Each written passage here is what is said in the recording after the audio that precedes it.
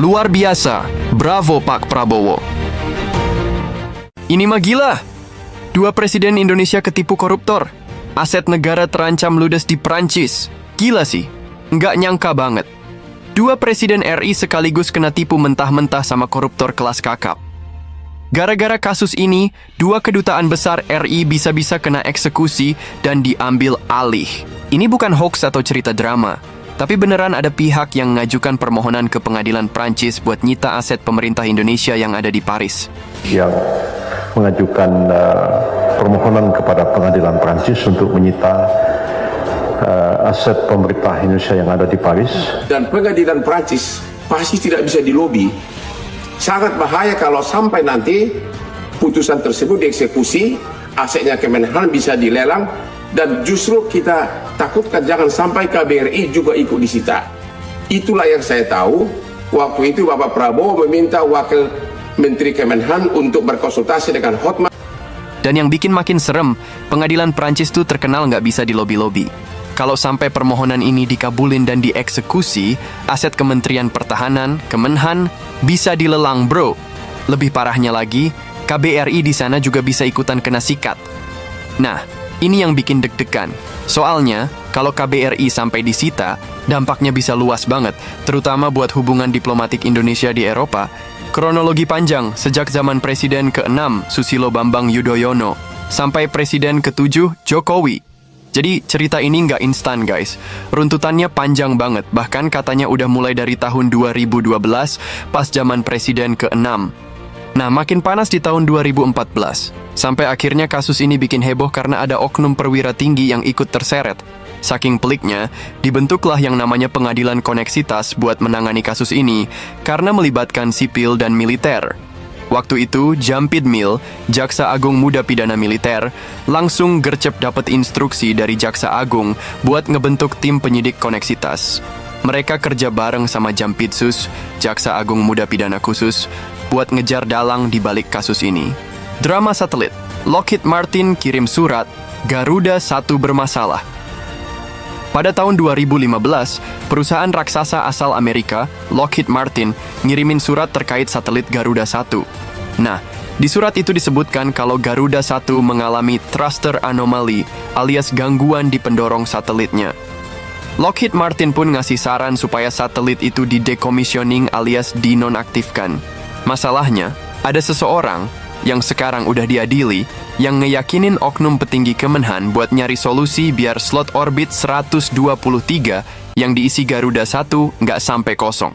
Soalnya, kalau kosong, sesuai aturan ITU, International Telecommunication Union, slot itu bisa diambil alih negara lain.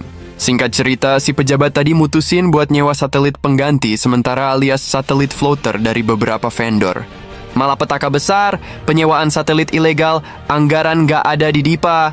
Nah, inilah biang keroknya. Pas penyewaan satelit itu ditelusuri di persidangan, ternyata nggak ada anggaran di DIPA, daftar isian pelaksanaan anggaran. Artinya, keputusan penyewaan ini dilakukan tanpa persetujuan resmi dari presiden saat itu, Presiden ke-7. Gimana bisa? Logikanya kalau negara mau keluar duit buat proyek gede kayak gini, harus ada anggaran yang jelas di DIPA. Kalau nggak ada, ya otomatis ilegal bro. Karena ketahuan nggak ada anggaran, akhirnya pemerintah waktu itu nggak berani bayar tagihan ke vendor-vendor satelit. Nah, gara-gara ini, vendor-vendor itu langsung ambil langkah hukum dan ngegugat Indonesia. Vendor pertama yang ngegugat adalah Avanti, perusahaan satelit asal Inggris. Gugatan berlanjut, aset Kemenhan dan KBRI nyaris disita. Avanti ini nggak main-main. Mereka gugat Indonesia ke arbitrase London dan menang! Hasilnya, mereka langsung ngejar aset Kemenhan dan KBRI di London buat disita. Akhirnya, pemerintah RI terpaksa bayar Avanti biar asetnya nggak kena lelang. Tapi cerita nggak berhenti di situ guys.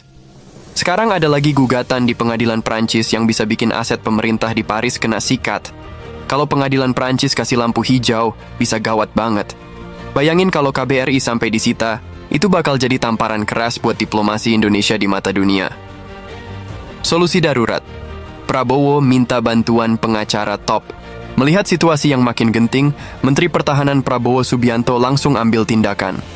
Beliau minta wakil Menteri Kemenhan buat konsultasi sama pengacara kondang Hotman Paris. Kenapa harus Hotman? Ya jelas, karena kasus ini butuh ahli hukum yang jago banget buat nyelamatin aset negara. Soalnya kalau sampai kalah di pengadilan Prancis, Indonesia bisa kehilangan aset strategis yang nilainya nggak sedikit. Kasus ini jadi contoh nyata betapa bahayanya korupsi di level tinggi. Bahkan, 2 presiden RI aja bisa kena jebakan dan ditipu mentah-mentah. Pelajaran yang bisa kita ambil. 1. Pengawasan anggaran harus ketat. Semua proyek yang menyangkut aset negara harus punya anggaran yang jelas di DIPA. Jangan sampai ada pengeluaran ilegal yang bisa berujung bencana hukum. 2. Korupsi harus diberantas, sampai akar-akarnya. Jangan kasih ampun buat oknum-oknum yang suka main proyek fiktif demi kepentingan pribadi. 3. Diplomasi hukum internasional harus dikuatkan.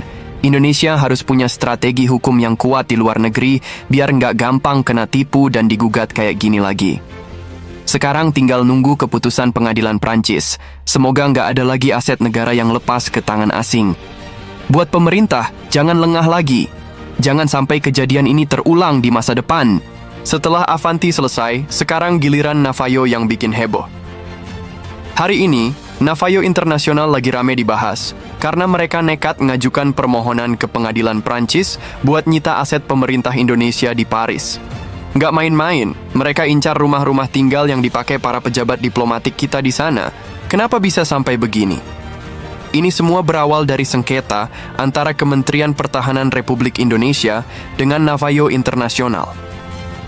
Awalnya, masalah ini berkutat di Badan Administrasi Singapura, di mana Indonesia dinyatakan kalah dalam kasus pengadaan bagian satelit Kemhan tahun 2016.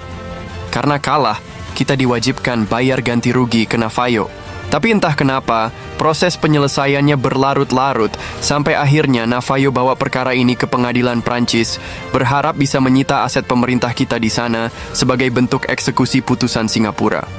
Gila, kan? Ini kasus yang serius banget. Kayak deja vu Avanti, tapi kali ini pemainnya beda.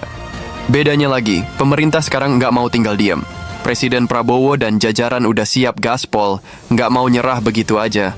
Apalagi Kejaksaan Agung langsung tancap gas buat bongkar kasus ini dari akar-akarnya. Karena kalau sampai kedutaan kita di Paris kena sita, ini bakal bikin citra Indonesia anjlok parah. Bayangin aja Paris itu jantung dunia. Kalau KBRI sampai kena, bisa ngeganggu kepercayaan internasional terhadap Indonesia. Nggak cuman itu, vendor-vendor lain yang terlibat dalam kasus satelit orbit 1, 2, dan 3 juga bisa ikutan minta ganti rugi kalau masalah ini dibiarkan. Ini tuh kayak efek domino.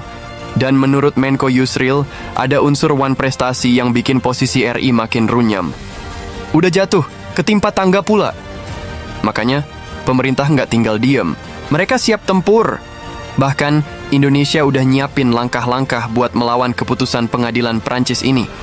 Salah satunya adalah menegaskan bahwa eksekusi ini melanggar konvensi Wina yang mengatur perlindungan aset diplomatik. Nggak bisa asal sita seenaknya, bro.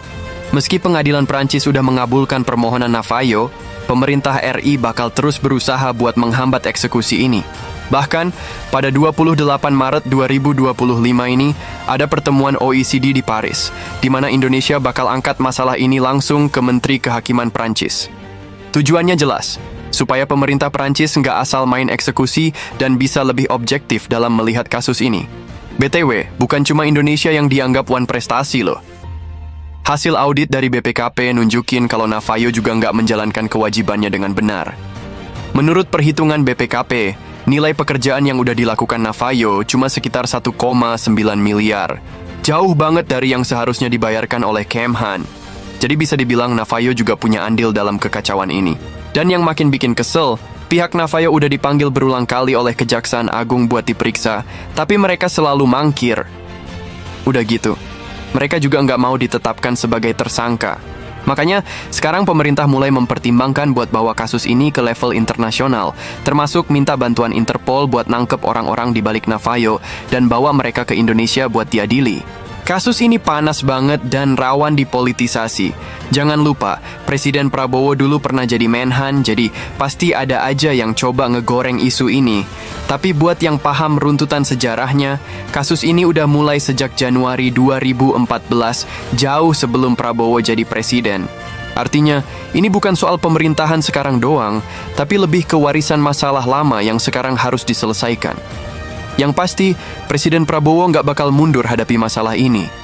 Dia siap buat bongkar semua penyebabnya, termasuk menyelidiki lagi alokasi APBN dan mempelajari ulang DIPA buat cari tahu ada kejanggalan atau enggak. Semua Menko dan Menteri juga udah dikasih perintah buat telusuri kasus ini sampai ke akar-akarnya. Jadi, kita doakan aja semoga Presiden Prabowo diberi kekuatan buat menyelesaikan masalah ini dan Kejaksaan Agung bisa mengusut tuntas kasus ini tanpa kendala. Segitu dulu guys, jangan lupa share biar makin banyak yang tahu soal kasus heboh ini. Semoga Indonesia bisa segera beresin masalah ini tanpa kehilangan aset strategis.